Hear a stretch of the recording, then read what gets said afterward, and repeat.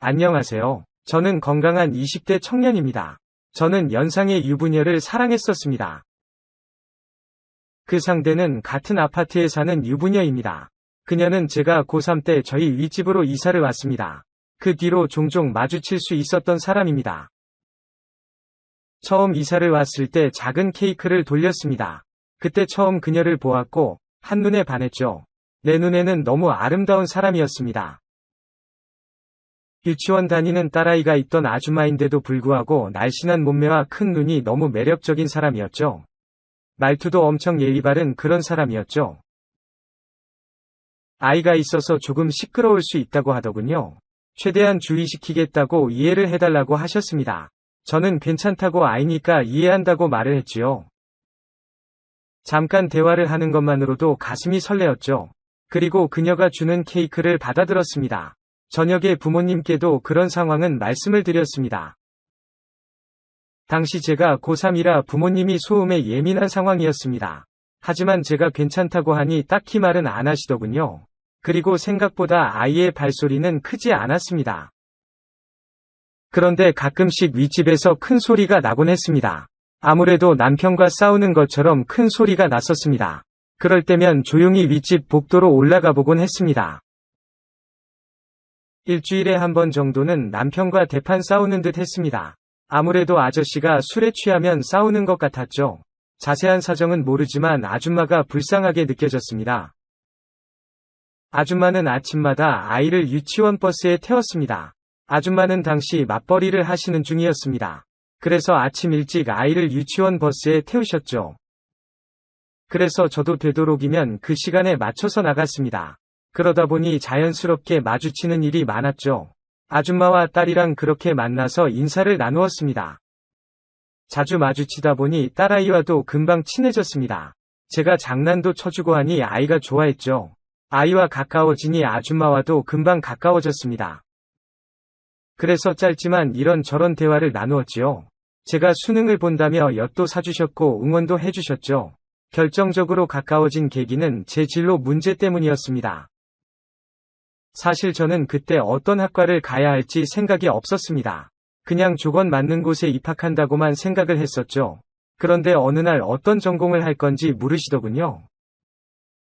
그때는 아무 생각이 없었습니다. 그런데 문득 아줌마의 직업이 떠올랐습니다. 아줌마는 사회복지사로 일하고 있다고 했었습니다. 그래서 저도 사회복지학과를 생각한다고 했습니다.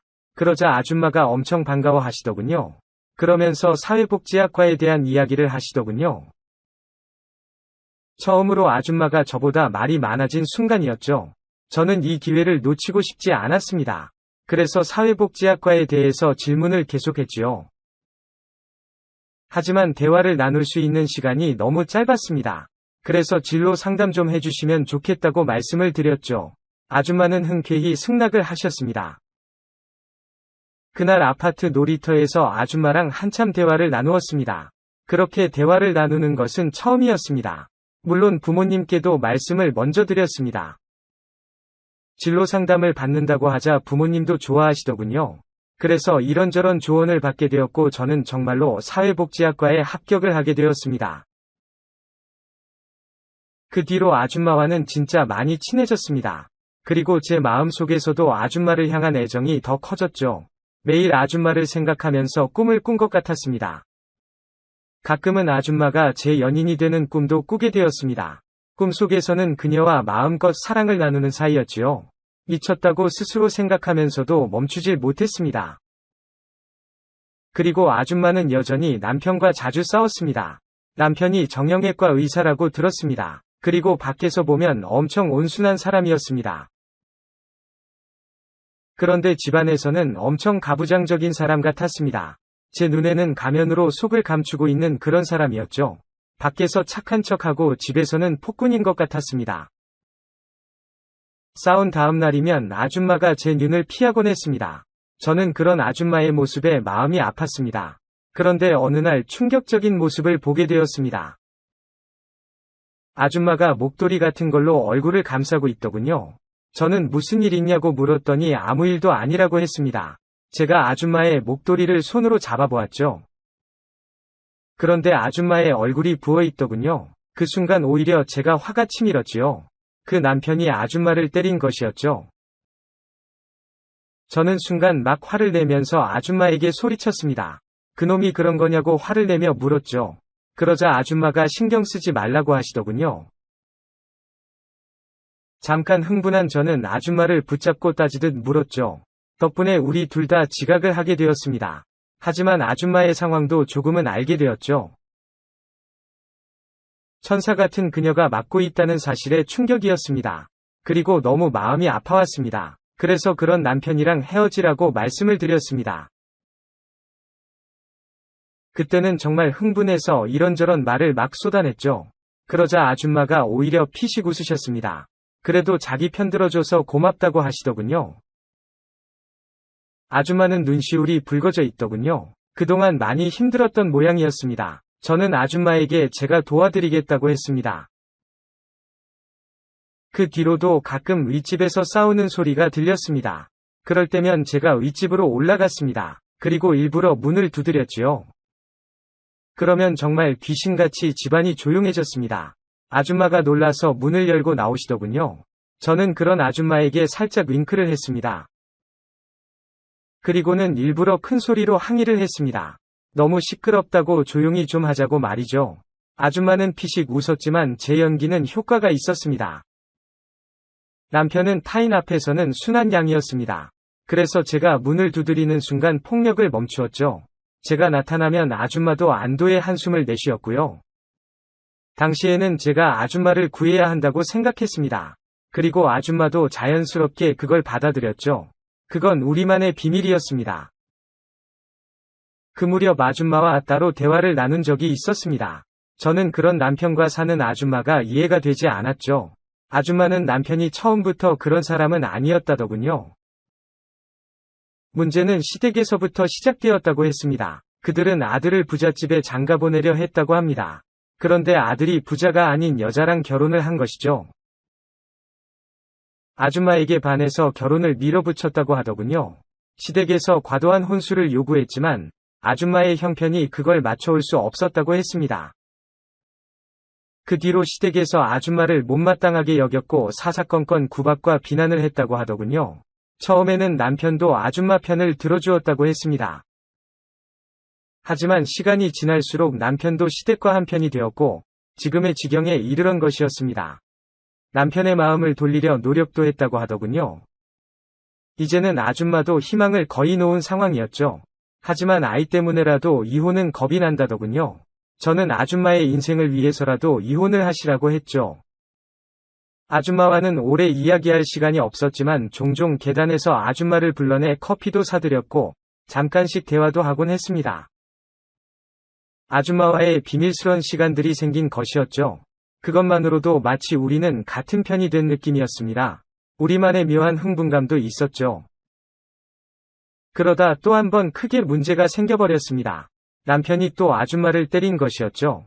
그때는 저도 집에 없어서 도와드리지도 못했지요. 밤늦게야 부모님께 윗집에 난리가 났다고 들었습니다. 저는 급히 아줌마에게 연락을 했습니다. 하지만 아줌마가 아무런 답이 없었습니다. 그래서 저는 심호흡을 하고 아줌마 집으로 찾아갔습니다.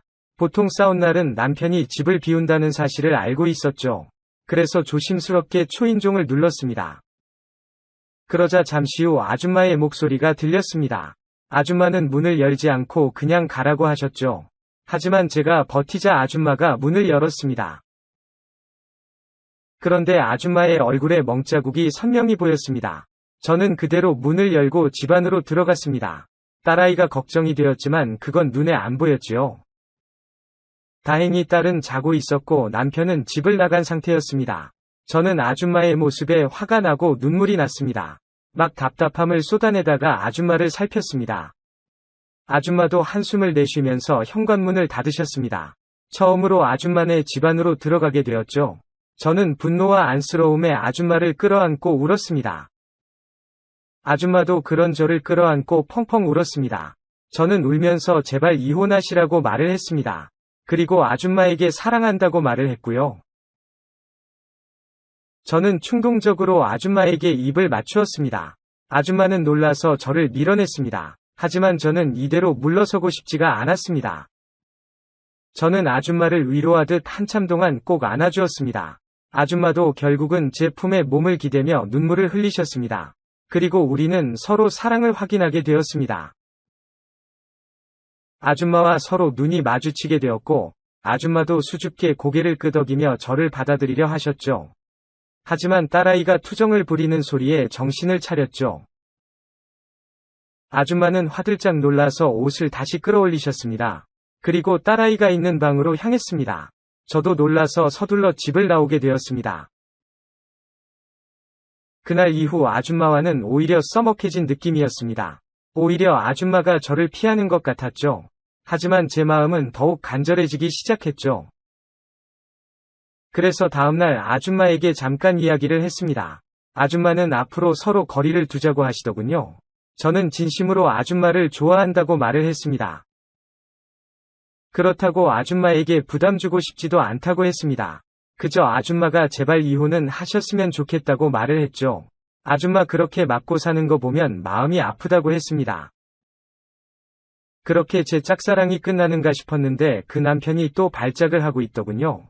저는 언제나처럼 윗집으로 올라갔습니다. 그런데 제가 문을 두드리기도 전에 문이 열리더군요. 아줌마의 당황한 표정이 잠시 보였습니다. 그리고 아줌마가 밖으로 나와버리셨습니다. 잠시 후 우리는 계단실에서 함께했습니다. 아줌마는 이혼을 하기로 했다고 말씀하시더군요. 그래서 오늘 남편에게 통보를 하셨다고 했습니다.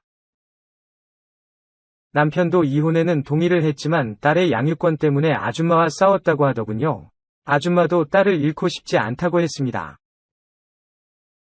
아줌마는 울면서 너무 무섭다고 말씀하셨죠. 저는 그런 아줌마를 꼭 안아주면서 다독였습니다. 오히려 잘 될 거라고 말을 했죠. 용기를 낸 아줌마는 다시 집으로 향했습니다. 그리고 잠시 후 아줌마가 울면서 전화를 했습니다. 제가 집으로 급히 가보니 남편은 집에 없었습니다. 집은 난장판이 되어 있더군요. 그리고 딸은 남편이 데려갔다고 했습니다. 저는 울고 있는 아줌마를 진정시켰습니다. 아줌마는 술을 마시고 있었습니다. 그리고 이제야 용기를 내게 되었다며 제게 고맙다고 말씀을 하셨습니다. 같이 울고 웃으며 함께 시간을 보냈습니다. 그러다 아줌마가 자길 좋아하냐고 묻더군요. 저는 진심으로 좋아한다고 말을 했습니다. 아줌마는 한숨을 내쉬고는 그러지 말라고 하셨죠. 제 또래의 여자를 만나라고 충고를 하시더군요. 하지만 제 눈에는 아줌마가 너무 아름답게 느껴졌습니다. 아줌마도 저를 싫어하는 것은 아니었습니다. 결국 우리는 그렇게 사랑을 나누며 마음을 확인했습니다. 그날 밤 아줌마의 침대에서 함께 밤을 보냈습니다. 다음날 우리는 아침에 함께 눈을 뜨게 되었습니다. 아줌마는 부끄러운지 얼굴을 붉히셨습니다. 저는 몇 번이고 사랑한다고 말을 했습니다. 그 뒤로 아줌마는 이혼 소송을 진행했고 그동안 남편의 폭력이 모두 증거가 되었습니다. 저도 제가 목격한 것을 증언해서 도움을 주었습니다. 다행히 소송은 아줌마에게 유리하게 흘러갔습니다. 재산 분할도 적지 않게 받을 수 있었고 딸의 양육권도 가져올 수 있게 되었죠. 소송이 진행되는 동안도 아줌마와 만났습니다. 계단실에서 몰래 만나기도 했었고 어떤 날은 밤늦게 윗집으로 찾아도 갔습니다. 그렇게 우리는 조심스럽게 사랑을 키워갔습니다. 그때마다 아줌마는 이번이 마지막이라고 했죠. 하지만 결국은 제가 원하는 대로 허락을 해주셨습니다. 아줌마도 점점 저를 받아들이고 있다고 믿었습니다. 가끔은 아줌마가 먼저 사랑을 표현하기도 했었습니다. 그래서 더욱 마음을 놓게 된 것 같았습니다. 그러던 어느 날 아줌마가 자긴 결혼할 생각이 없다며 제게도 좋은 여자가 생기면 만나라고 하셨습니다. 하지만 저는 아줌마를 떠나고 싶지 않았죠. 진심을 사랑한다고 고백을 했습니다. 하지만 아줌마는 사랑은 하고 싶지 않다고 했습니다. 사랑이 자기에겐 상처라고 하시더군요. 그 뒤로 아줌마는 이사를 떠났습니다. 아이를 맡길 곳이 없어서 친정 근처로 갔죠. 아줌마의 결심은 다시 바뀌지가 않았습니다. 이제 더는 누굴 사랑하고 싶지 않다고 하셨습니다. 저는 슬프지만 아줌마의 뜻대로 해드리고 싶었습니다. 우리는 좋은 친구로 남기로 했지요. 군 입대 전에 몇 번 찾아가서 아줌마를 만났습니다. 이전처럼 데이트도 하고 사랑도 나누었습니다. 하지만 몸이 멀어지니 점점 마음도 멀어지더군요. 군대에서 몇 번 연락을 하고 안부를 물었습니다. 하지만 제대를 할 무렵에는 연락조차 뜸해졌죠. 그렇게 아줌마와는 자연스럽게 결별을 하게 되었죠. 아줌마의 확고한 마음이 변하지를 않았습니다. 그래서 저도 점점 지쳐갔던 것 같았고요. 그렇게 서로 연락을 하지 않게 되었죠. 지금은 다른 여자친구가 생겼지만 아직도 가끔은 아줌마가 그립습니다. 지금이라도 아줌마에게 달려가고 싶을 때가 있습니다. 영상 시청 감사합니다. 마카는 그날 저에게 큰 위안을 주었습니다. 제가 한 번도 느껴보지 못했던 것을 마카가 깨어나게 해주었어요. 제가 자초한 일이었고 저는 너무도 혼란스러워서. 좋아요, 구독 부탁드려요. 한적한 시골에 살며 개 한 마리를 키우고 있는 늙은 여자입니다. 제가 키우는 개는 수컷 대형견이에요. 이름은 마카이고요. 마카는 제가 예전에 키우던 원숭이의 이름입니다. 요즘 저와 마카는 매일 함께 산책을 합니다. 인적이 드문 숲길에 접어들면 목줄을 풀어주고 마음껏 뛰어다닐 수 있게 해줘요. 많이 뛰어다녀야 하는 견종이라서 이렇게 산책을 해주어야 합니다. 마카와 저는 가장 친한 친구이자 가족이죠. 사실은 원숭이를 키우고 싶습니다. 80년대 초에만 해도 시장에는 원숭이를 팔기도 했어요. 흔하지는 않았지만 집에서 원숭이를 키우는 경우도 꽤 있었습니다. 사실 마카라는 이름은 제가 젊었을 때 키웠던 원숭이의 이름이에요. 마카와 함께 지내며 있었던 일은 누구에게도 말하지 못했습니다. 그 시절 동네 사람들은 제가 혼자 살기 때문에 외로워서 마카를 키운다고 생각했겠죠. 하지만 마카는 저의 친구이자 남편이기도 했습니다. 저는 20대 초반 어린 나이에 결혼을 했습니다. 남편은 저보다 나이가 훨씬 많은 30대였어요. 남편은 장애가 있었고 시댁은 부자였습니다. 시부모님 입장에서는 장애가 있는 아들에게 시집올 여자가 있을지 몰라서 조바심이 났을 거예요. 친척의 소개로 남편을 만나 결혼했습니다. 장애를 가지고 살아온 가여운 남자에게 시집가서 그의 상처를 보듬어주며 살기로 결심했던 것이었죠. 처음에 시댁 식구들과 남편은 저에게 참 잘해주었습니다. 하지만 그것도 잠시였고 시댁 식구들은 저를 무시하기 시작했어요. 저는 가난한 집 딸로 자랐습니다. 고등학교 때부터 공장에서 일을 하며 살았어요. 공장 기숙사에 살면서 돈을 모아놓으면 아버지는 사고를 쳤고 저는 모아놓은 돈으로 뒷수습을 해야 했습니다. 꽤 돈을 많이 모았다고 생각해서 뿌듯해하고 있다가도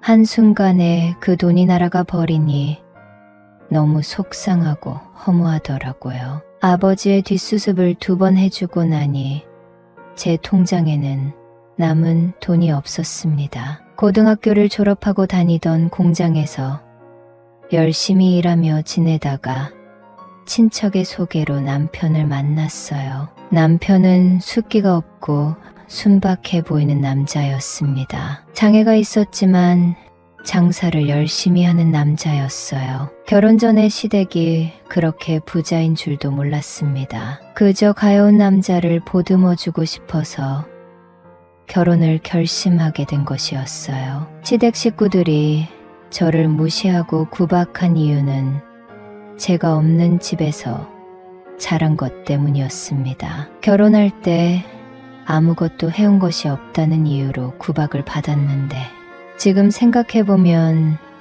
제가 그 사람들에게 그렇게 구박을 받을 이유는 없었다고 생각해요. 시댁 식구들과 남편의 무시를 견디다 못해 저는 남편과 이혼을 했습니다. 그리고 저는 이곳에 와서 생활을 시작했죠. 아는 사람이 한 명도 없는 곳에 와서 새 삶을 시작했습니다. 이곳에 와서 집 가까운 곳에 공장에 다니며 혼자 살기 시작했어요. 그 시절에는 저희 동네 시장이 꽤 컸습니다. 시장에 가면 먹거리, 볼거리가 참 많던 시절이었죠. 장을 보러 가서 사람 구경도 했네요. 혼자 살며 외로웠나 봐요. 그래서 사람이 북적대고 활기가 넘치는 시장에 가는 것이 저는 참 좋았던 것 같습니다. 하루는 시장을 돌아다니고 있는데 우리에 갇혀있는 원숭이를 보게 되었습니다. 보통 시장에서 파는 원숭이들은 예민한 경우가 많았는데 그 원숭이는 모든 것을 체념한 듯 얌전히 앉아 있더라고요. 저도 그때 모든 것을 체념하고 살고 있었습니다. 공장에 나가서 일하고 퇴근하면 집에 돌아와서 식사를 하고 자는 것이 전부인 삶이었지요. 그래서 일요일에도 저는 출근을 하겠다고 자원했습니다. 쉬는 날이 되면 저는 너무 힘들고 외로웠거든요. 시장에서 본 그 원숭이가 가엾다는 생각이 들었지만 저는 얼른 장을 봐서 집으로 돌아왔습니다. 며칠 후에 시장에 갔는데 그 원숭이를 또 보게 되었죠. 저와 눈이 마주쳤는데 그 원숭이는 모든 것을 체념한 듯한 눈빛이었습니다. 주인 아저씨에게 물으니 원숭이의 이름은 마카라고 하시더군요. 저는 마카야 하고 원숭이의 이름을 불러봤습니다. 마카는 저를 쳐다보더니 시선을 다른 곳으로 돌렸습니다. 그래, 우리 둘 다 모든 것을 체념한 채로 살고 있으니 서로 의지하고 살자. 이런 생각이 들었습니다. 저는 주인 아저씨에게 마카를 사겠다고 했어요. 주인 아저씨는 난색을 표하더군요. 하지만 저는 마카를 사겠다고 고집을 부렸고 아저씨는 저의 제안을 받아들였어요. 저는 그날 마카와 함께 집으로 왔습니다. 저 혼자서 마카를 집으로 데리고 올 수가 없어서 아저씨가 마카를 집으로 데려다 주었습니다. 마카를 집으로 데리고 와서 철제 우리에서 풀어주었지만 마카는 쭈뼛거리며 나오더군요. 집에서 키우는 원숭이는 눈치가 빨라서 키우기가 힘들다는 얘기를 들었지만 마카는 별로 저를 힘들게 하지 않았어요. 물을 데워서 마카를 씻기고 시장에서 사온 먹이를 주었습니다. 마카는 조용히 먹을 것을 먹더군요. 저는 시골의 한적한 곳에 살고 있었기 때문에 나당도 넓고 해서 마카와 함께 살기에 좋은 환경이었습니다. 한동안 집 안에서 마카와 함께 지냈죠. 그때는 겨울이었기 때문에 바깥이 마카에게 너무 추울지 몰라서 마카를 밖으로 데리고 나갈 수가 없었습니다. 겨울이 지나고 봄이 오니 마카는 몰라보게 컸더라고요. 마카는 시장에서 파는 작은 원숭이가 아니었어요. 저는 마카를 시장에서 처음 봤을 때 다 큰 것인 줄 알았는데 그때 마카는 어린 새끼였던 것 같습니다. 마카는 점점 커서 덩치가 거의 저와 비슷해지더군요. 봄이 되어 마카를 데리고 마당에 나왔는데 처음에 마카는 생소한 환경 때문이었는지 좀 두려워하는 것 같더라고요. 며칠간 저희 집 마당을 눈에 익히는 듯 하더니 마카는 여기저기 돌아다니기 시작했습니다. 나무도 타고 두 발로 걷기도 하며 나당 여기저기를 돌아다니더군요. 마카는 성격이 소극적이었지만 저의 마음을 다 이해해주는 아이였어요. 저와 말이 통하는 것은 아니었지만 마카는 저의 감정 상태를 모두 알고 있었습니다. 제가 외로움에 사무쳐 울고 있으면 마카는 저의 머리를 쓰다듬어 주었어요. 이유 없이 기분이 좋은 날에는 저를 보며 웃는 표정을 짓는 마카였습니다. 제가 공장에 나가 있는 동안 마카는 마당에서 놀기도 하고 집안에서 놀기도 하며 제가 퇴근에 돌아오기만을 기다리고 있었죠. 나만을 기다려주고 나와 모든 감정을 공감할 수 있는 누군가가 있다는 사실이 저는 너무 좋았습니다. 마카는 저의 유일한 친구였고 가족이었고 저의 아들이었어요. 저는 키가 큰 편이고 외모도 예쁜 편이에요. 이 사실을 이혼하고서 알게 되었죠. 그전에는 제 자신에 대해 생각해 볼 겨를도 없이 살았던 것 같습니다. 공장에서 제가 좋다고 따라다니는 남자들도 많았는데 저는 모두 거절할 수밖에 없었습니다. 그 남자들은 미혼이었고 저는 이혼녀라는 사실을 숨길 수밖에 없었거든요. 제가 이혼녀라는 사실을 알게 되면 사람들이 저를 무시할 게 뻔했으니까요. 그 시절 시골 동네에서는 개를 풀어놓고 키우는 경우가 대부분이었습니다. 길을 걷다 보면 꼬리가 붙어있는 개들을 흔하게 볼 수 있었죠. 이혼하고 몇 년이 지나니 너무도 외로웠습니다. 남자의 품이 그리웠다는 표현이 맞을 거예요. 하지만 이혼녀라는 사실을 숨기고 살았기 때문에 공장에서 함께 일하는 남자들과 연애를 할 수도 없었어요. 마카와 함께 살기 시작한 지 한참 지나고 어느 여름날이었어요. 공장에서 야근을 하고 아침에 퇴근을 했습니다. 저녁이 되면 제가 퇴근한다는 것을 알고 있는 마카는 저를 엄청 기다렸을 거예요. 그런데 제가 아침에 집에 돌아왔으니 제가 얼마나 반가웠을까요? 집에 들어와서 땀에 찌든 몸을 씻고 방으로 들어와 누웠습니다. 마카는 제 옆에 눕더군요.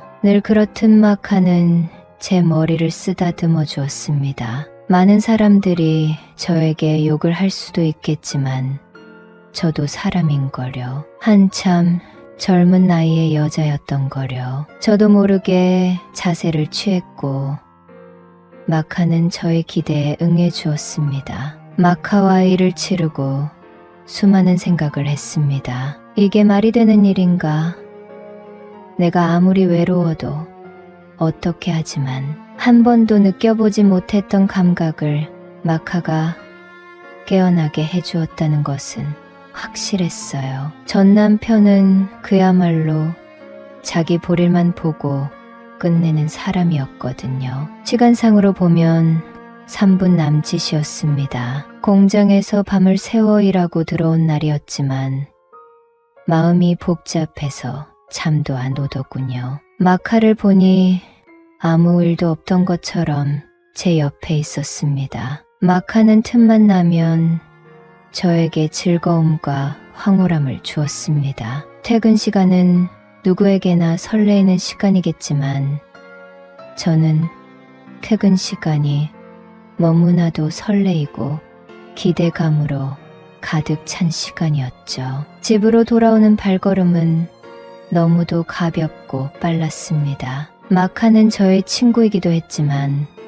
가족이자 남편이기도 했어요. 공장에서 함께 일하는 동료들은 저에게 무슨 좋은 일 있냐고 자주 물었습니다. 연애를 시작했냐고 묻는 사람들도 있었지만 저는 아무 말도 할 수 없어 그저 미소만 지을 뿐이었어요. 일상이 너무 즐거웠고 마카가 제 옆에 있어서 너무 행복했어요. 그러던 중 저는 연애를 하게 되었습니다. 그 남자와 결혼을 약속했어요. 그 남자도 마카를 많이 예뻐해 주었습니다. 그 남자의 집에서 밤을 보낸 적도 있었는데 저는 밤새도록 마카 생각뿐이었어요. 그래서 될 수 있으면 그 남자의 집에서 밤을 보내지 않으려 했습니다. 그 남자가 저희 집에 와서 밤을 보내고 간 적도 많았어요. 그 남자와 시간을 보낼 때 마카는 옆에서 지켜보고 있기도 했습니다. 저는 마카에게 미안했지만 그 남자는 마카가 뭘 알겠냐고 하더군요. 그 남자는 저와 마카의 관계가 어느 정도인지 몰랐을 테니까요. 그 남자도 전 남편과 별 차이가 없었습니다. 그래서 그 남자와 일을 치르고 나서 그 남자가 잘 때 마카와 즐거운 시간을 보낸 적도 있었죠. 그 남자와 헤어지고 다른 남자와 연애를 하기도 했어요. 하지만 제 옆을 항상 지켜주는 것은 마카였습니다. 마카처럼 저에게 위안이 되는 사람은 아무도 없었어요. 마카는 저에게 큰 사랑을 주고 몇 년 전 제 곁을 떠나 하늘의 별이 되었습니다. 저는 세상을 다 잃은 것처럼 한동안 멍하게 지냈어요. 그리고 얼마 전에 강아지를 한 마리 데려다 키우게 되었습니다. 원숭이를 또 키우고 싶었지만 요즘은 원숭이를 데려오는 것이 쉽지 않더라고요. 지금 키우고 있는 개도 이름이 마카입니다. 현재 함께 살고 있는 마카는 전에 함께 살았던 마카처럼 저에게 위로를 줄 수 있을 것 같아요. 많은 분들이 저를 욕하겠지만 이 얘기를 누군가에게는 꼭 한번 말하고 싶었습니다. 젊은 나이에 이혼하고 객지에서 혼자 사는 여자가 얼마나 외롭고 힘들었으면 이런 마음으로 이해해 주셨으면 합니다. 안녕하세요. 오늘의 사연입니다. 저의 마음속 깊숙이 혼자 간직하고 있던 이야기를 풀어보고자 합니다. 올해 저의 나이는 58세입니다. 30여 년 전에 저의 마음을 휘어잡고 떠난 여인과의 뜨겁고 슬픈 사랑 이야기를 알려드리겠습니다. 불륜이라 욕해도 상관없습니다. 그때 저희는 진심이었으니까요. 하지만 사생활 보호를 위해 가명을 쓰겠습니다. 저는 1993년에 대학을 졸업하고 부모 찬스를 통해 서울의 한 공사에 배치되었습니다. 지금은 상상도 못하시겠지만 그때는 충분히 가능했고 대기업도 쉽게 들어갈 수 있던 시기였습니다. 마침 공사기획부의 인원이 부족했고 상무님은 어머니의 친한 대학 동기였습니다. 처음으로 공사본사 빌딩에 들어갔을 때 정말로 조금 당황스러웠습니다. 너무 어리둥절해서 커다란 층별 배치도조차 보이지 않았습니다. 한 키 큰 여자가 저에게 등을 보이고 엘리베이터 앞에 서 있었습니다. 저는 공사기획부가 몇 층에 있는지 물어보려 했습니다. 그녀는 소리를 듣고 천천히 돌아섰습니다. 그 순간 저는 마치 번개에 맞은 듯 멍해졌습니다. 그때 처음으로 진정한 절세미녀가 무엇인지 깨달았습니다. 그녀는 정말로 젊고 아름다웠습니다. 너무 아름다워서 마치 선녀가 하늘에서 내려온 듯 했습니다. 그녀는 저를 보고 약간 놀란 것 같았고 미소를 지으며 말했습니다. 기획부를 찾으시나요? 저를 따라오세요. 저는 그녀의 뒤를 따라 엘리베이터로 향했습니다. 그녀의 검고 윤기 나는 머리카락, 매우 희고 가는 목, 가는 허리, 치마 아래에서 드러난 하얗고 길쭉한 다리와 발목, 제 머릿속에는 오직 아름다움이라는 단어만 남아 있었습니다. 이것이 제가 그녀를 처음 본 순간이었습니다. 나중에 알게 된 것은 그녀의 이름은 유정이었고 우리 기업 예산부의 직원이었습니다. 그녀는 우리 기업에서 유명한 어른 미인이었고 경제학을 전공했으며 저보다 5살 많고 남편은 구청 세무팀의 과장이었으며 2살 된 아들이 있었습니다. 아마도 제가 눈치도 빠르고 재능이 있었던 덕분에 저는 동료들과의 관계를 원활히 하는 동시에 공문 작성 능력이 급격히 향상되었습니다. 반년 후에는 기획부에서 완전히 자리 잡게 되었습니다. 이렇게 공사 내에서 저의 낙하산 이미지로 능력을 의심하는 사람은 점점 줄어들고 저를 인정하는 사람도 많아졌습니다. 하지만 그때까지만 해도 유정의 누나와 점심 먹을 때 빼고는 마주할 일이 별로 없었습니다. 특히 그녀의 차가운 성격 때문에 저는 그녀와 많이 접촉하지 못했습니다. 그때 우리 부서에 새로운 여자 부장이 왔습니다. 신기하게 그녀도 저와 같은 서씨라는 성을 가졌고 우리 부서를 관리하게 되었습니다. 그녀는 40살쯤 되었고 생김새는 그저 그렇고 경상도 시골 말투를 가진 사람이었습니다. 그래서 공사 내 사람들은 그녀를 은근히 무시했습니다. 그녀는 성격이 급하고 일을 신속하게 처리했지만 말투가 거칠어서 자주 사람을 꾸짖었습니다. 그리고 본부장이 뒤에서 몰래 부추겼기 때문에 사람들은 그녀를 은근히 배척했습니다. 공사도 파벌 싸움이 장난 아니었습니다. 하지만 저는 원칙에 따라 그녀를 존경했고 그녀는 저를 달리 보게 되었습니다. 반년 후 서 부장님의 실체는 사장님이 특별히 임용하였다는 소식에 모두들 갑작스레 후회와 상실감을 느꼈습니다. 몇 달 후 공사 내에서는 서 부장님이 정치권 유명 인사와 가까운 사이였다는 소문이 돌았습니다. 이때쯤 정부와 기업에서 성별 평등에 대한 논의가 시작되면서 여성의 고위직 진출이 조금씩 늘어나던 시기였습니다. 그리고 저는 이미 공사에서 인정받은 인재로 서 부장님은 저를 사무실에 배치하여 전담 비서로 임명했습니다. 이렇게 공사 내에서 서 비서라 부르는 사람이 늘어났습니다. 그리고 저의 업무로 유정의 누나와 접촉이 많아졌고 조금씩 익숙해지면서 서로의 호칭도 정리가 되었습니다. 업무 볼 때는 직급을 부르곤 했지만 식사 시간이나 커피 타임에는 농담 삼아 유정이 누나는 저의 이름을 불렀고 저는 그녀를 정이 누나라고 불렀습니다. 저와 정이 누나는 함께 일하면서 많은 일을 겪었습니다. 그중 하나는 그녀와 남편의 이혼 소송에서 아들의 양육권을 놓고 다툰 일이었습니다. 저는 법원에 근무하는 친구의 도움을 받아 도와주려고 했지만 그녀의 남편이 변호사의 도움을 받아 결국 패소했습니다. 그 후 정희 누나는 저와 친구를 저녁 식사에 초대하려 했지만 저는 민망해서 거절했습니다. 지금 생각하면 참 후회스럽습니다. 정희 누나는 이혼 후 몇 달 뒤 부서 운영비를 사적으로 분배했다는 의혹으로 고발을 당했습니다. 이 일로 위에서 상황을 파악하기 위해 사람을 파견했습니다. 이 사건은 전반적으로 잘 마무리되었고 정희 누나는 절차상 문제가 있었지만 큰 위배 사항이 아닌 결과로 처벌을 받지 않았습니다. 사실은 제가 정희 누나를 위해 부장님께 강력히 어필하여 그 문제로부터 완전히 벗어나게 했습니다. 서 부장님은 생각보다 공사에서 파워가 많이 컸습니다. 이렇게 해서 저는 정희 누나를 자주 찾을 수 있게 되었고 그곳에서 정희 누나를 자주 만날 수 있었습니다. 그 시절 제가 가장 큰 즐거움은 정희 누나 사무실에 갈 구실을 찾는 것이었습니다. 정희 누나의 티 없이 깨끗한 주름 하나 없는 아기처럼 부드럽고 하얀 얼굴을 보면 기분이 좋아졌습니다.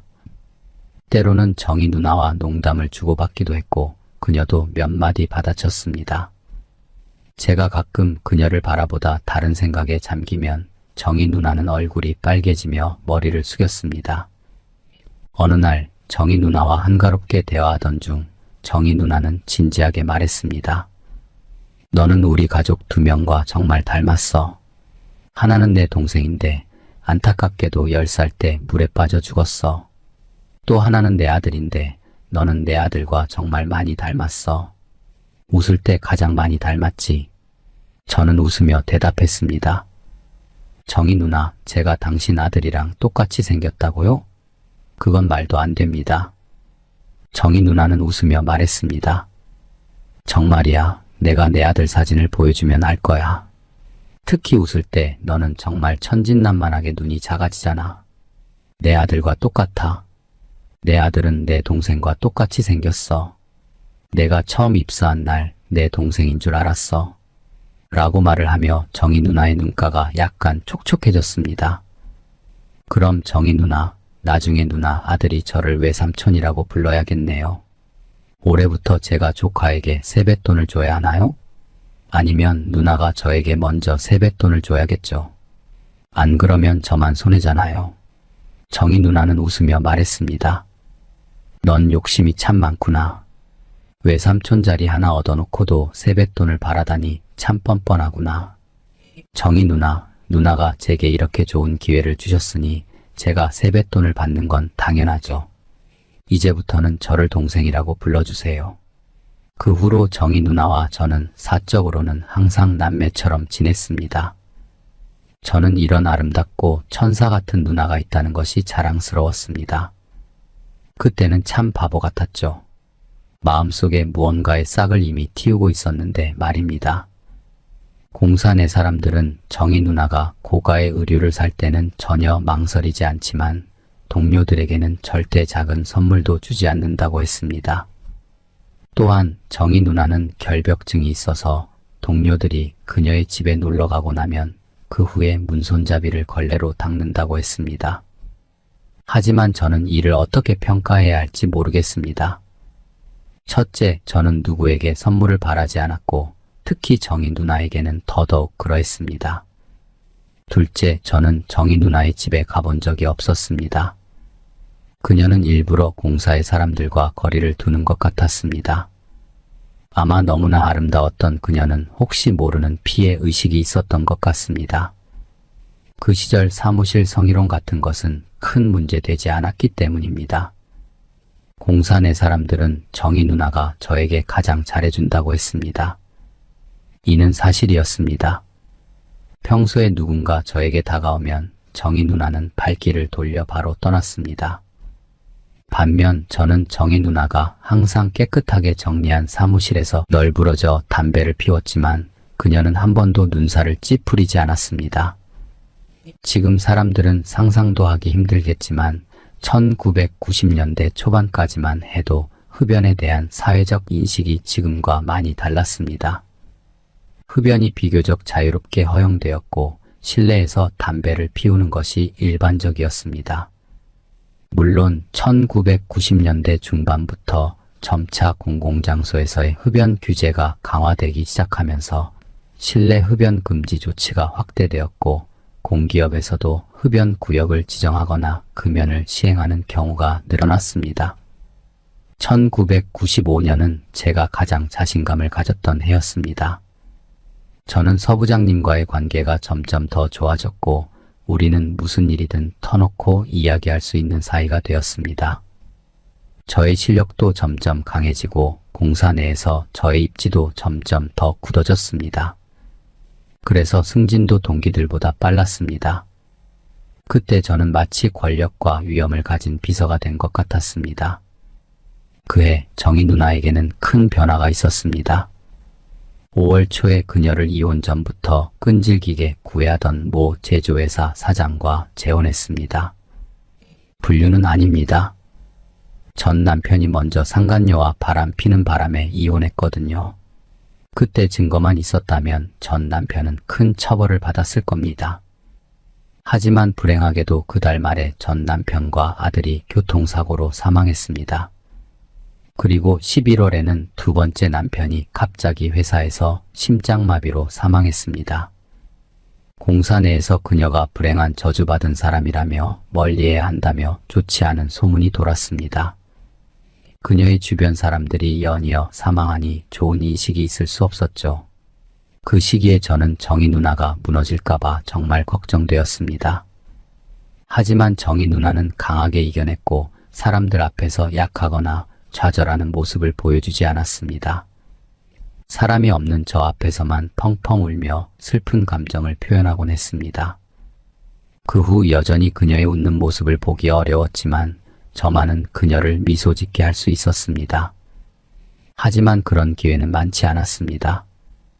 왜냐하면 그때 저의 업무가 너무 많아서 매일 바쁘게 일을 했기 때문입니다. 지금 생각하면 그때 제가 업무 핑계로 그녀에 대한 감정을 억제하고 있었던 것이었습니다. 그리고 저에게도 시련이 찾아왔습니다.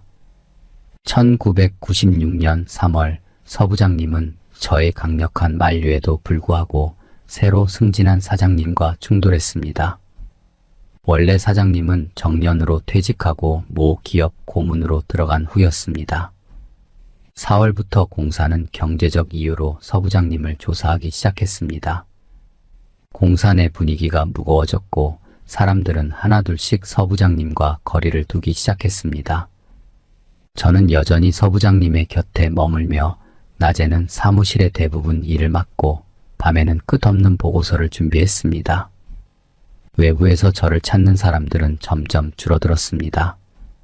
하지만 정희 누나는 제가 너무 지쳐 보이면 저를 건물 옥상으로 데려가 담배를 피우게 하고 제 하소연을 들어주었습니다.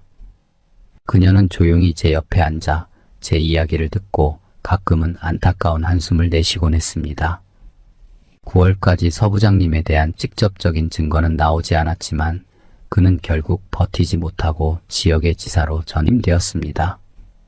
공사에서는 다른 부서 인사를 우리 부서 부장으로 임명했는데 사장의 사람이었습니다. 그래서 저는 공사 내에서 가장 먼저 청산 대상이 되어 가장 한가한 자료실 관리원으로 발령되었습니다. 정희 누나는 그 사실을 알고 저를 밖으로 불러내어 식사를 하자고 했지만 저는 이미 낙심하여 거절했습니다. 거의 완전히 낯선 부서로 들어가자 저는 막막하기만 했습니다. 한 달이 채 지나지 않아 이 큰 차이 때문에 저는 결국 화가 나서 무급 휴직을 신청하고 직장을 나와 개인 사업을 하게 되었습니다. 하지만 불행하게도 1997년 말에 IMF가 터지면서 저의 노력도 모두 물거품이 되고 말았습니다. 그렇게 세월은 흘러 3년이 지났습니다. 그 3년 동안 저는 번 돈을 모두 날렸고 결국 저축하지도 못했습니다. 하지만 그 사이에 저는 아내를 만나 결혼했습니다. 물론 결혼식도 올리지 않았으며 간단하게 양가 부모님들이랑 식사만 했습니다. 아내와는 사랑보다 서로 의지하는 사이였습니다. 그 시기 3년 동안 저는 서부장님과의 연락은 끊지 않았지만 정희 누나와는 전혀 연락하지 않았습니다. 그녀에게 결혼 소식도 알리지 않았습니다. 저는 마음속 깊이 그녀에게 무언가 한이 있었습니다. 1997년 그녀가 미국 사업가와 결혼했다는 소식을 들었기 때문입니다. 1998년 3월 원래 그 공사 사장님은 IMF 여파와 정치적 이유로 해임되었습니다. 그 후 서부장님은 다시 본부장으로 승진 발령났습니다. 서본부장님이 취임 후 첫 번째로 한 일은 저를 다시 공사로 불러 과장으로 승진시킨 것이었습니다. 운이 따르기 시작하면 아무것도 막을 수 없는 법입니다. 기회가 오면 물처럼 자연스럽게 흐릅니다. 아무런 어려움 없이 저는 본부장 사무실에 들어가게 되었습니다. 여전히 서본부장님의 비서 역할로 그를 보조하는 것이었습니다. 제 위에 비서실장님 한 분이 계셨지만 은퇴를 앞둔 분을 앉혀놓은 것이라 실질적 비서실장 역할을 제가 맡게 된 거죠. 그리고 예산실 사무실에서 저는 정희 누나를 다시 만났습니다. 정말 너야? 매우 익숙하면서도 아주 오랜만에 듣는 듯한 그 목소리에 갑자기 고개를 돌려보니 정말로 정희 누나였습니다. 여전히 아름답고 여전히 눈에 띄는 모습이었습니다. 저는 너무 반가워 뛰어가서 정희 누나의 손을 잡고 싶었지만 동료들의 시선이 있었기에 참았습니다. 며칠 전에 서본부장님이 복귀한다고 하셔서 혹시나 했는데 진짜 너구나. 이따가 시간 되면 나를 찾아와. 사무실 동료들이 놀라움에 휩싸인 가운데 정희 누나는 경쾌하게 걸어 나갔습니다. 그 후 저는 사무실 업무를 익히기 시작했습니다. 하루 종일 정신없이 바빴습니다. 다음날 오후 제가 웃으며 문 앞에 나타나자 정희 누나는 즉시 일어나 제 손을 붙잡았습니다. 이 녀석아, 어제 오전에 입사하더니 오늘 오전이 되어서야 오다니 누나를 안중에 두지 않는 거야? 3년 동안 너와 연락이 닿지 않았어. 너도 나와 연락하지 않았지? 나를 잊은 거 아니야? 눈가가 약간 붉어졌습니다. 저는 급히 사과하며 말했습니다. 누나, 제발 용서해 주세요. 아직 정신이 하나도 없어요. 사무실의 기본적인 상황도 파악하지 못했어요. 그래서 이제야 사과하러 왔어요. 제발 용서해 주세요. 알겠어. 그냥 해본 말이야. 한번 보자. 여전히 잘생겼네. 변한 게 없구나. 너 이제 33살이지? 어떻게 여전히 대학생처럼 보이냐? 전보다 좀 통통해졌고 머리카락은 조금 줄어든 것 같네.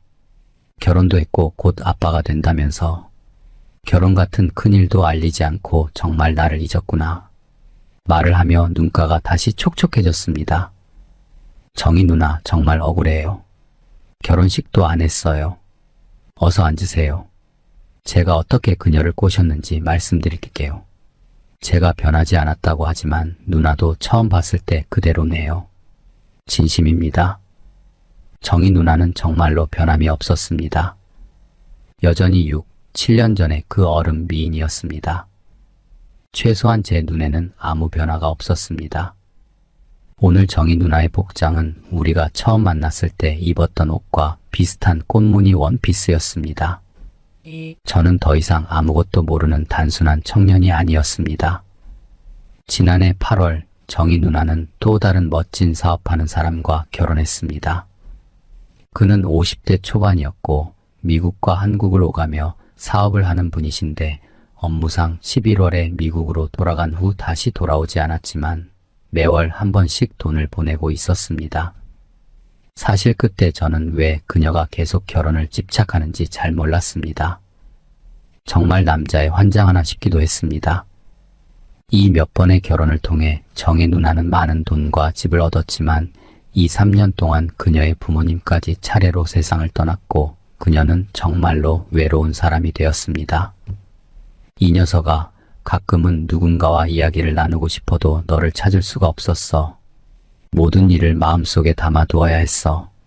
정말 나를 잊은 거 아니야? 말하면서 정희 누나는 결국 참지 못하고 억눌린 울음을 터뜨렸습니다. 저는 충동적으로 정희 누나의 손을 잡았고 그녀와 함께 몇 방울의 눈물을 흘렸습니다. 이것은 제가 처음으로 정희 누나의 손을 잡아본 순간이었습니다. 정희 누나의 손은 제 손보다 약간 작지만 훨씬 더 희고 부드럽고 길쭉했습니다. 손톱에는 제가 가장 좋아하는 투명색 매니큐어가 발라져 있었습니다. 정희 누나는 여전히 세련된 옷차림을 하고 있었고 아무런 변화도 없었습니다. 우리는 예전에도 옷차림에 대한 의견이 일치했었고 이제 보니 38세의 정희 누나는 외모나 몸매가 전혀 변하지 않았습니다. 정희 누나는 제가 평소와 다르다는 것을 알아차리고 어색하게 손을 빼내며 얼굴이 다시 붉어졌습니다. 여전히 귀까지 빨개졌습니다. 저는 웃음을 참지 못하고 장난스럽게 말했습니다. 정희 누나 진짜 보고 싶었어요. 미안해요. 연락 안 한 것은 제 잘못이에요. 그때는 차마 연락을 할 수가 없더라고요. 하지만 누나를 수시로 보고 싶은 마음은 변함없었어요. 정희 누나는 부끄러워하며 고개를 숙였습니다. 오랜만에 보는 정희 누나의 부끄러워하는 모습을 보고 저는 참지 못하고 크게 웃었습니다. 정희 누나도 저의 웃음에 감염되어 가볍게 웃었습니다. 이 나쁜 놈 맞아야겠네. 그렇지. 말을 하며 정희 누나는 팔을 들어 올렸습니다. 정희 누나의 팔은 투명하고 매끄러웠으며 털 한 올 보이지 않았고 겨드랑이도 깨끗했습니다. 저는 잠시 멍해졌고 정희 누나의 팔은 결국 내려왔습니다. 나쁜 놈, 처음 만나자마자 나를 괴롭히다니. 정희 누나는 옛날처럼 저를 부르며 이번에는 부드럽고 애틋한 감정을 담아 말했습니다. 정희 누나, 마치 옛날로 돌아간 것 같아요. 모든 게 예전처럼 느껴지네요. 정말 좋네요. 그런데 정희 누나, 그분이 정말로 그렇게 좋은 분이라면 아이를 빨리 가지는 게 어때요? 그러면 가정이 더 안정될 거예요. 저는 마음에 없는 말을 해버렸습니다. 정희 누나는 저를 힐끗 쳐다보며 얼굴을 붉혔습니다. 여전히 귀까지 빨개졌습니다.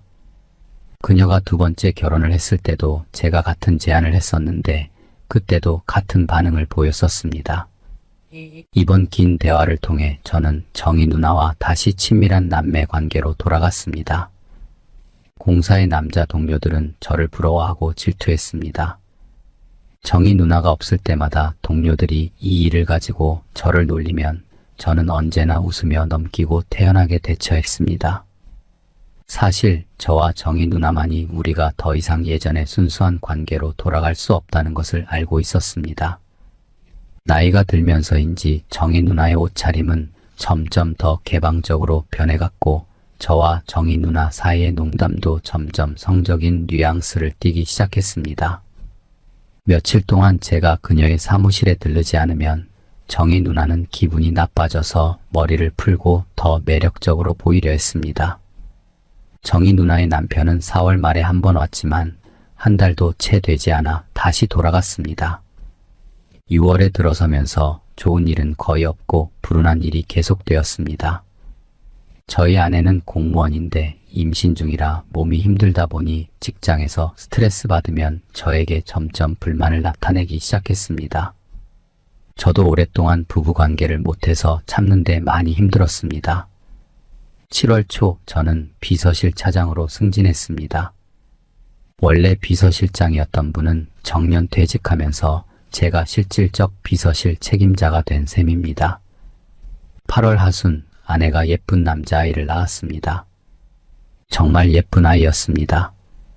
하지만 저는 차장으로 승진한 지 얼마 되지 않았기에 휴가를 낼 수 없었고 장모님이 대신 아내를 돌보았습니다. 서본부장님은 저를 위해 새 차와 다름없는 중고차를 준비해 주셨습니다. 1990년대에는 공기업을 포함한 대부분의 조직에서 차량 배정은 주로 고위 임원에게만 해당되었습니다. 차장급 직원은 회사 차량을 배정받지 않았지만 저를 특별 대우하신 것이었습니다. 저는 차를 갖게 되어 매우 감동했습니다. 하지만 아내는 아이를 돌보느라 지쳤고 2달 넘었는데도 저와 함께하는 것을 금지했습니다. 저는 아내가 아이에게 너무 집중해서 저를 소홀히 한다고 느꼈고 심지어 아들에게 질투를 느끼기 시작했습니다.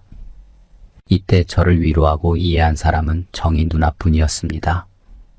그녀는 남들 앞에서는 여전히 차가웠지만 저와 단둘이 있을 때는 점점 더 매력적이고 농담도 점점 더 과감해졌습니다. 정희 누나는 매일 얼굴이 붉어지지 않으면 끝나지 않았습니다.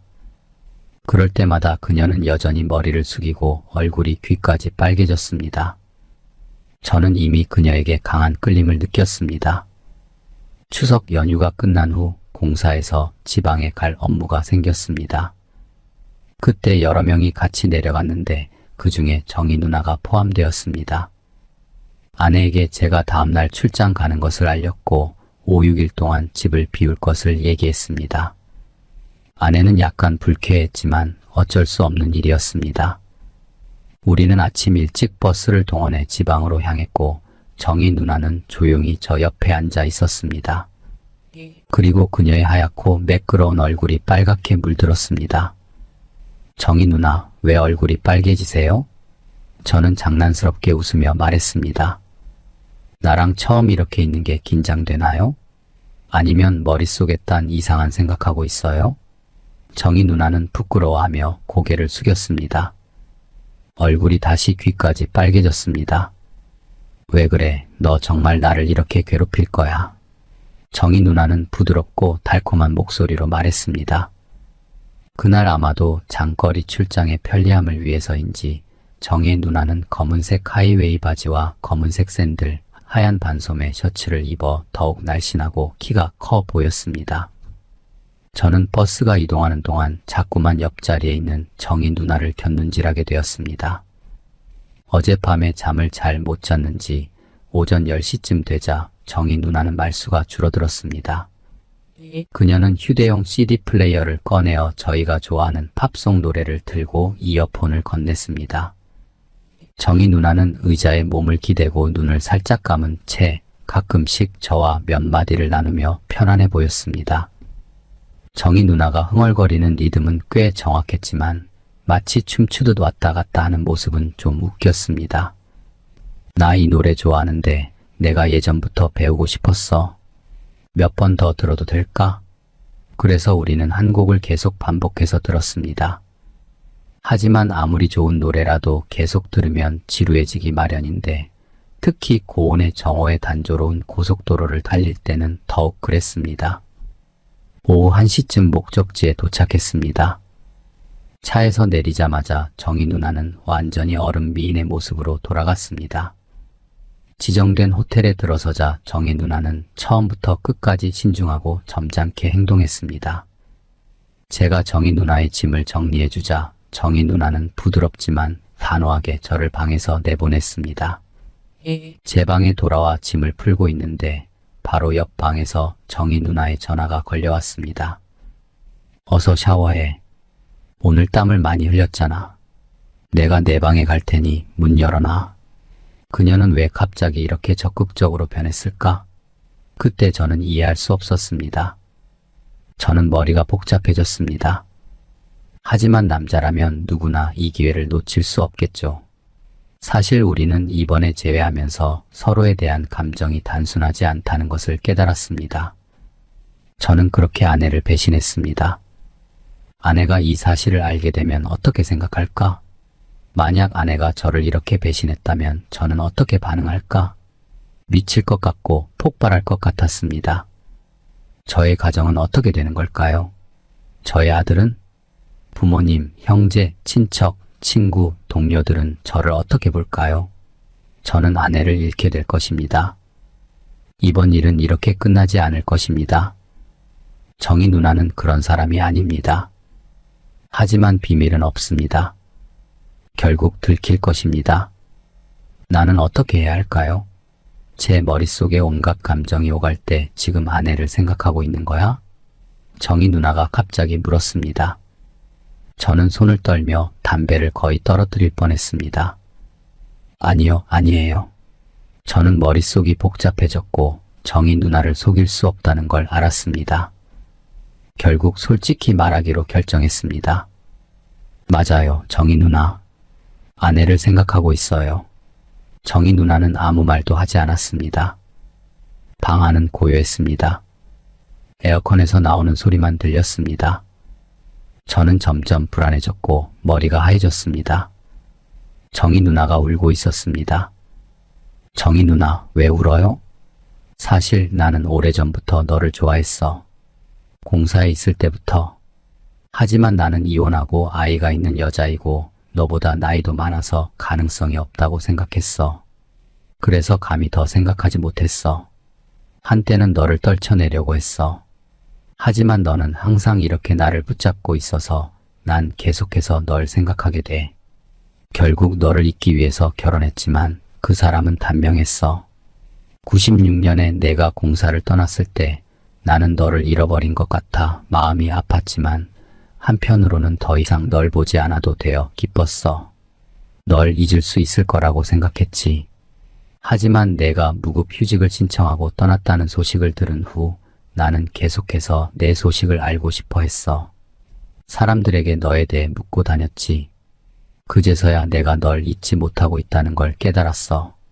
널 잊기 위해서 그 시절 나는 여러 남자들과 사귀었어. 그들 모두 돈과 권력이 있었고 너보다 능력이 있었지. 하지만 그들 중 어느 누구도 너처럼 진심으로 나를 대하지 않았어. 죽은 남편도 마찬가지였어. 진심으로 나를 돌봐주고 도와준 사람은 오직 너뿐이야. 정희 누나는 눈물 맺힌 눈으로 나를 바라보며 말했습니다. 나는 정희 누나의 얼굴에 내 얼굴을 가까이 대고 정희 누나의 머리카락과 얼굴, 눈물을 키스했습니다. 나는 내가 불행한 여자라고 생각했어. 그래서 널 찾을 생각을 안 하려고 했지. 그렇게 또 다른 남자에게 몸과 마음을 맡겼어. 이젠 이대로 평생을 살려고 했어. 그런데 하늘은 다시 너를 내 곁으로 보내줬어. 그리고 너는 나를 계속 자극했어. 정희 누나는 갑자기 나를 꽉 안고 울기 시작했습니다. 나는 너를 잊으려고 했지만 계속 잊지 못했어. 그녀는 얼굴을 붉히며 어깨에 머리를 묶고 발을 구르며 울었습니다. 너는 뭐가 그렇게 잘났어? 내가 뭐가 부족해? 내 와이프가 처녀라는 것 빼고는 나보다 나은 게 뭐가 있지? 왜 그녀는 되고 나는 안 되는 거야? 나는 마음이 아파서 정희 누나를 꼭 껴안았습니다. 정희 누나는 나를 밀치며 눈물을 흘리며 말했습니다. 나는 포기하지 않을 거야. 너는 가족이 있지, 나도 가족이 있어. 너는 내 가족에게 책임이 있지, 나도 내 가족에게 책임이 있어. 넌 아내에게 미안하다고 생각하지. 나는 남편에게 미안하지 않을 거라고 생각해. 정희 누나는 침착해지며 부드러운 목소리로 말했습니다. 너는 내 첫사랑이야. 내가 처음으로 마음을 완전히 준 사람이라고. 정희 누나는 눈을 감고 내게 몸을 기댔습니다. 은은한 향기가 다시 나를 감쌌습니다. 나는 다시는 돌이킬 수 없는 실수를 했습니다. 업무 일정이 예상보다 하루 일찍 끝나 우리는 서울로 돌아왔지만 저는 바로 집으로 향하지 않았습니다. 저는 정희 누나의 안내에 따라 택시를 타고 강남의 한 아파트 단지로 갔습니다. 이곳은 죽은 두 번째 남편이 나에게 프로포즈하며 내 이름으로 산 집이야. 집이 거의 2년 동안 비어 있었어. 지난 연휴에 청소를 한 번 했으니까 그렇게 더럽진 않을 거야. 지금 좀 더우니 먼저 에어컨을 모두 켜고 집안을 한번 둘러봐. 나는 집을 조금 정리하고 과일을 씻을게. 이 집은 4개의 방과 2개의 화장실로 구성되어 있었고 넓은 거실이 있는 48평 아파트였습니다.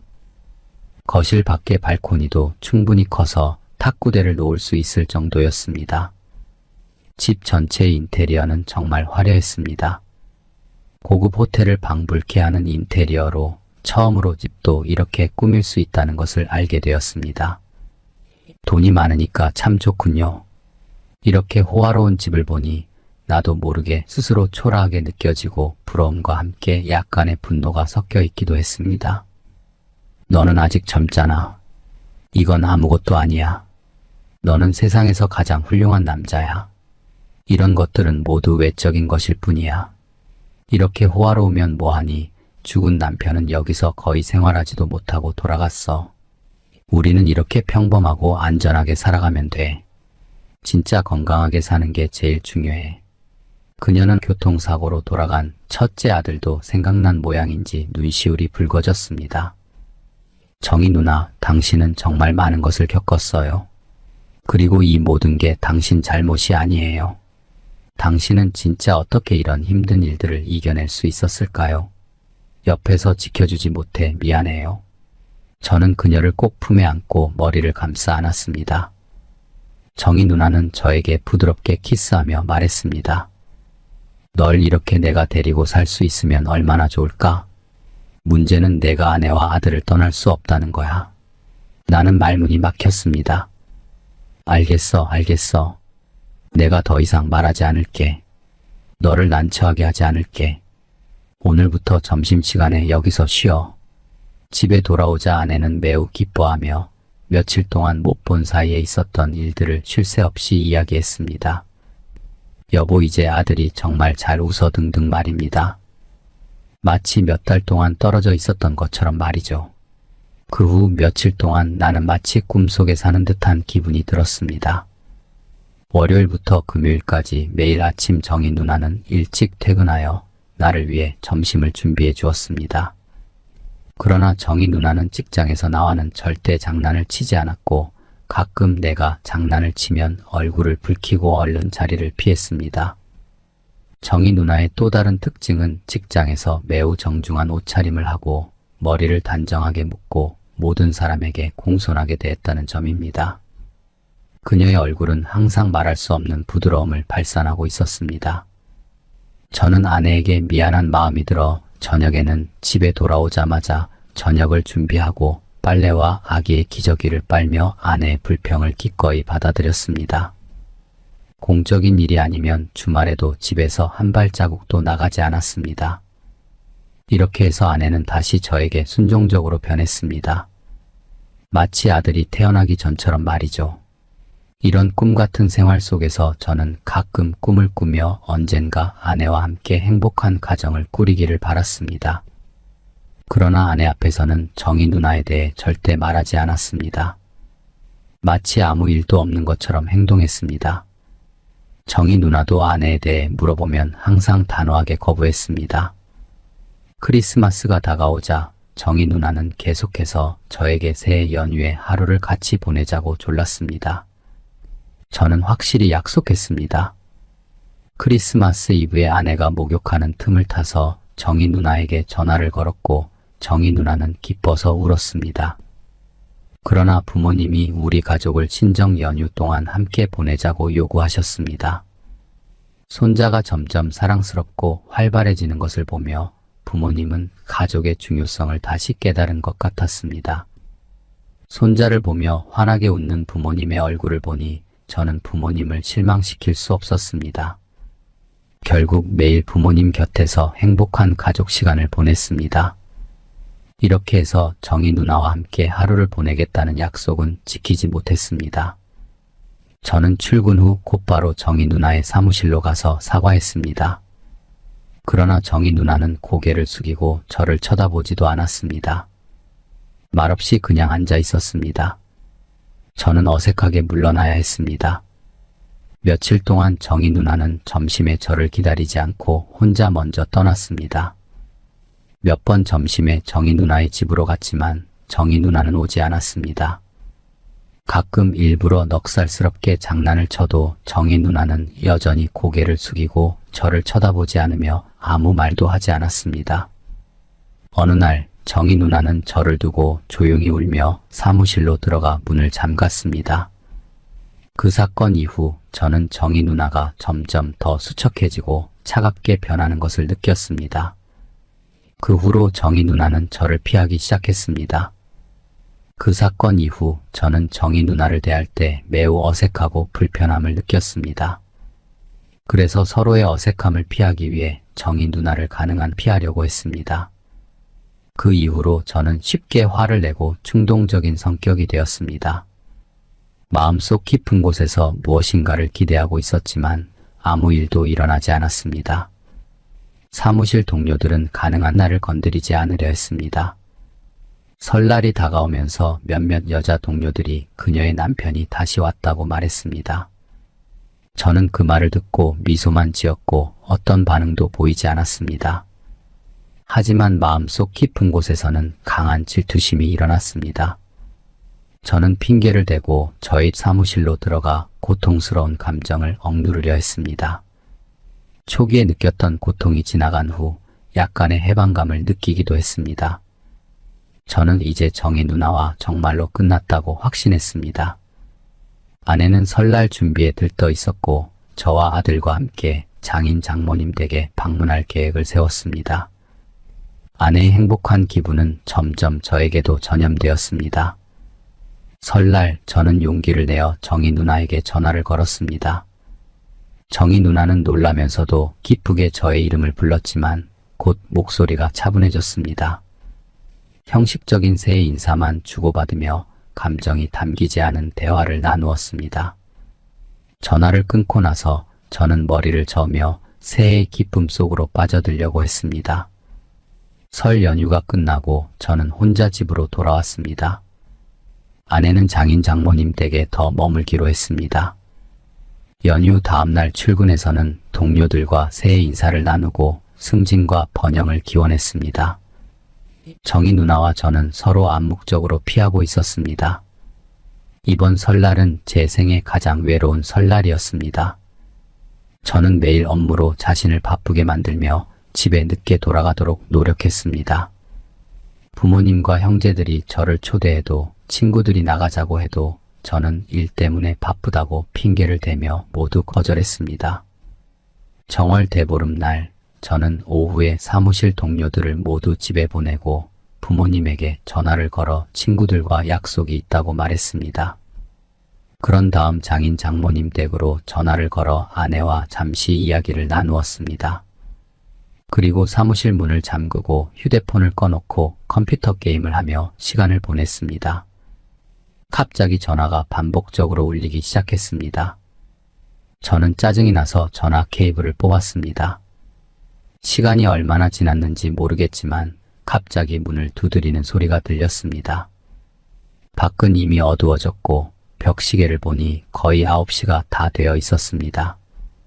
저는 문을 열어주지 않으려 했지만 계속되는 두드림 소리에 어쩔 수 없이 문을 열었습니다. 문 앞에는 눈물을 글썽이며 서 있는 정희 누나가 있었습니다. 정희 누나는 고개를 살짝 숙인 채 저를 바라보며 눈물을 흘리고 있었습니다. 저는 순간적으로 멍해졌습니다. 정희 누나는 저를 밀어내고 사무실에 들어와 컴퓨터를 끄고 책상 위에 서류 가방과 열쇠를 챙긴 후 저를 사무실 밖으로 밀어냈습니다. 그녀는 사무실 문을 잠그고 저의 손을 꼭 잡고 차로 걸어갔습니다. 정희 누나는 제 가방에서 열쇠를 꺼내 차 문을 열고 저를 운전석에 앉혔습니다. 그런 다음 스스로도 차에 탔고 제 손에 열쇠를 쥐어주며 그날 밤 처음으로 말을 꺼냈습니다. 아파트 단지로 가자. 가는 길 내내 정희 누나는 아무 말도 하지 않고 똑바로 앉아 있었습니다. 가끔 오른손으로 얼굴을 훔치며 흐르는 눈물을 닦았습니다. 저는 몇 번이나 정희 누나를 힐끗 쳐다보았지만 무엇을 말해야 할지 몰라 망설였습니다. 우리는 그렇게 침묵 속에서 차를 주차하고 정희 누나를 따라 차를 잠갔습니다. 저는 제 가방을 가져가려 했지만 정희 누나는 제 오른손을 잡고 단지로 이끌었습니다. 아파트의 현관문 앞에 도착하자 정희 누나는 가방을 두 다리 사이에 끼고 오른손으로 코트 주머니에서 열쇠를 꺼내 문을 열었습니다. 저를 집 안으로 끌고 들어간 정희 누나는 가방을 현관에 내려놓고 문을 잠근 뒤 검은색 구두를 벗었습니다. 저는 그제야 정희 누나가 평소와 다른 봄가을용 가벼운 구두를 신고 있다는 것을 알아챘습니다. 정희 누나는 고개를 숙인 채 제 오른손을 꽉 잡고 있었습니다. 망설이던 정희 누나는 갑자기 저를 꼭 껴안고 눈물로 얼굴을 적시며 키스를 퍼부었습니다. 그러다 머리를 저의 어깨에 기대며 발을 구르며 울기 시작했습니다. 어떻게 이렇게 냉정할 수 있어? 어떻게 나에게 이렇게 잔인할 수 있어? 왜 나는 이렇게 불행한 거야? 정희 누나는 울면서 말했습니다. 저는 어찌할 바를 몰라 정희 누나를 가만히 껴안고 등을 가볍게 두드렸습니다. 정희 누나는 너무나도 슬프게 울었고 몇 번이나 숨을 쉴 수 없을 정도로 울었습니다. 한참 후에야 정희 누나는 진정이 되어 이야기를 시작했습니다. 이 몇 달 동안 나는 너를 내 남자로 여겼어. 나 혼자만의 남자. 너를 내 아내와 나눠야 한다는 생각만 해도 견딜 수가 없었어. 아마 이건 하늘이 나에게 내리는 벌일 거야. 여러 가정을 내가 깨뜨렸어. 그게 나의 벌일 거야. 처음으로 진심으로 사랑한 남자가 다른 사람의 남편이라는 게 너무나도 슬퍼. 황설수설하는 정희 누나는 자조적으로 웃으며 제 이마에 키스했습니다. 나는 너에게 너무 많은 것을 요구했어. 너무 이기적이었어. 내 가족과 아들, 그리고 내 와이프를 생각하지 않았어. 나는 너와 내 아들까지 포함해 새로운 가정을 꾸리는 꿈을 꾸었어. 하지만 그것은 내 아내와 남편에게 너무 불공평했어. 내 아들에게도 불공평했어. 너에게도 불공평했고 내가 책임과 의무를 저버리게 했어. 정희 누나는 다시 한번 제 이마에 키스하고 진지하게 저를 바라보며 말했습니다. 가정과 결혼에서 감정과 돈은 모두 없어서는 안 될 중요한 요소야. 하지만 가장 중요한 것은 아니야. 가장 중요한 것은 책임과 의무야. 이것이 내가 최근 며칠 동안 가장 깊이 깨달은 것이야. 가장 중요한 것은 책임과 의무야. 이 말은 마치 한 번에 여러 차례 깊게 내 마음을 강타하는 것 같았습니다. 저는 정희 누나를 올려다보았습니다. 그 순간 정희 누나는 마치 신성한 빛에 휩싸인 것처럼 보였습니다. 이전에는 한 번도 느껴보지 못한 신성함과 순수함이 그녀에게서 나타났습니다. 그 신성함과 순수함은 저를 압도하여 감히 그녀를 직시할 수 없게 만들었습니다. 숨이 막힐 듯한 압박감을 느끼며 저는 그저 한숨을 내쉬었습니다. 정희 누나, 눈물이 주체할 수 없이 흘러나왔습니다. 정희 누나는 제 머리를 부드럽게 쓰다듬으며 말했습니다. 너의 정희 누나도 깨달았어. 너는 집에서는 아내를 잘 돌보고 나와 함께 있을 때는 나를 행복하게 해줘. 밖에서는 진솔하고 강직한 남자가 되어. 그렇게 하면 모든 것이 해결될 거야. 그게 좋은 거 아니야? 정희 누나는 더 이상 아무 말도 하지 않았고 우리는 조용히 서로를 껴안았습니다. 그 순간 저는 마치 오랜 방황 끝에 고향으로 돌아온 것 같았습니다. 마치 폭풍 속에서 안정된 항구로 돌아온 작은 배처럼 평온함을 느꼈습니다. 그 후 며칠 동안 저는 부모님과 형제가 방문하여 아내와 함께 대접하느라 바빴고 정희 누나와 연락할 시간이 없었습니다. 그렇게 시간이 지나고 어느 날 사무실에 돌아왔을 때 부서 동료가 정희 누나가 사직서를 제출하고 떠났다는 소식을 전해주었습니다. 그날 밤이 정희 누나와의 마지막 만남이었습니다. 저는 그녀를 찾으려 했지만 그녀는 살던 집도 이미 부동산에 내놓았고 집은 비어 있었습니다. 그녀의 휴대전화도 없는 번호로 되어 있었습니다. 그 시기 저는 미친 사람처럼 행동하고 싶었지만 집에서는 아무렇지 않게 지내야만 했습니다. 정희 누나가 가족에게 책임을 다하라는 말이 옳았으니까요. 하지만 시간이 지나면서 저는 시간이 모든 상처를 치유하는 최고의 약이라는 것을 깨달았습니다. 특히 감정의 상처는 시간이 지나면 거의 흔적도 남지 않게 되죠. 2002년 12월 말 어느 날 사무실에서 편지 한 통을 받았습니다. 발신인은 정희 누나. 저는 서둘러 봉투를 찢었습니다.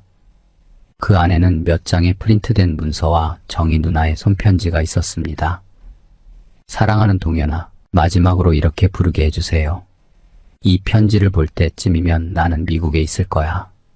2년 전의 계획대로라면 나는 절대 다시 서울로 돌아오지 않았을 거고 너와도 다시 연락하지도 않았을 거야. 하지만 인생은 항상 우리의 계획대로 흘러가지 않는 법이야. 그렇지 않다면 넌 절대 나의 소식을 듣지 못했을 거야. 펜을 들자마자 수많은 말들이 떠올랐어. 이 긴 이야기를 지루해하지 않기를 바래. 사실 나는 계속 당신을 속여왔어. 몇 년 전 설날 나는 화가 나서 남편에게 미국으로 보내달라고 했어. 후회했지만 결국 마음을 바꾸지 않았지. 작년 설날 나는 이미 미국으로 가는 비행기 표를 샀지만 너에게 어떻게 설명해야 할지 생각하지 못했어. 그래서 아무 말 없이 떠났어. 작년 4월 나는 제왕절개로 3.3kg의 아들을 낳았어. 아이는 참 예뻤고 첫째 아들을 닮았고 너를 더 닮았어. 아이의 이름은 민수, 남편은 그 아이를 너무나 사랑했어. 아이는 이제 걸을 수 있고 남편은 아이를 늘 안고 다녔어. 올해 8월 내가 외출한 사이 우리 집에 큰 화재가 났어. 민수는 죽을 뻔했지만 남편 덕분에 큰 상처 없이 구출되었고 남편은 하반신 절단을 하게 되었어. 나는 늘 내가 내 아내를 더 좋아한다고 생각했어. 그래서 절망적인 싸움을 포기했지. 사랑을 쟁취하려 하지 않았고 행복을 쟁취하려 하지 않았어. 오직 곧 태어날 아이만을 지키고자 했어. 하지만 이마저도 빼앗길 뻔했어. 이것이 하늘이 내게 내린 가장 큰 벌이야. 나는 이제 모든 인생과 사랑을 이 두 남자에게 주려고 해. 이제 나는 남편을 평생 간호하며 살아갈 거야. 아파트는 원래 민수가 성인이 되어 다시 한국 땅을 밟을 때 쓰려고 남겨두었지만 이제는 그 생각을 접고 미국에서 평생 살 거야. 나는 당신이 소극적인 성격이라 생각해.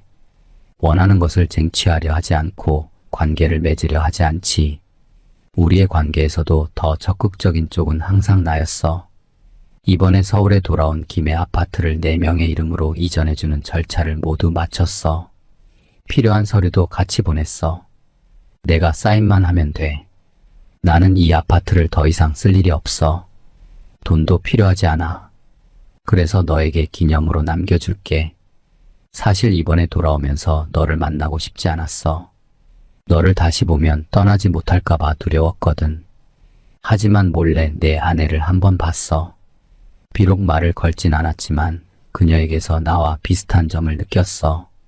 넌 그걸 못 느꼈지. 나는 내가 나를 먼저 알았고 아내를 나중에 알았다는 걸 알고 있어. 사실 넌 나와 닮은 사람을 찾았던 거야. 난 내가 나를 더 사랑한다는 걸 알아. 이제 와서 떠난 것이 후회되네. 내 마음은 지금 너무 복잡해. 무슨 말을 해야 할지 모르겠어. 나는 내가 너무 그리워. 나의 잘생긴 남자, 나의 사랑하는 사람, 나를 절대 잊지 말아줘. 모든 일이 잘 되기를 바랄게. 영원히 당신을 사랑하는 정희 누나가. 저는 편지를 읽으며 마음 깊은 곳에서 밀려오는 슬픔과 그리움을 억누를 수 없었습니다. 정희 누나의 마지막 인사는 제게 큰 울림으로 다가왔습니다. 저는 그녀의 희생과 사랑을 느끼며 한동안 멍하니 서 있었습니다. 창밖으로 보이는 회색 하늘은 어느새 어둠으로 변해가고 있었습니다. 저는 깊은 숨을 내쉬며 마음속으로 그녀에게 작별 인사를 건넸습니다. 안녕, 정희 누나. 당신의 모든 것을 기억할게요. 영원히. 오늘의 사연은 여기까지입니다. 시청해주셔서 감사합니다.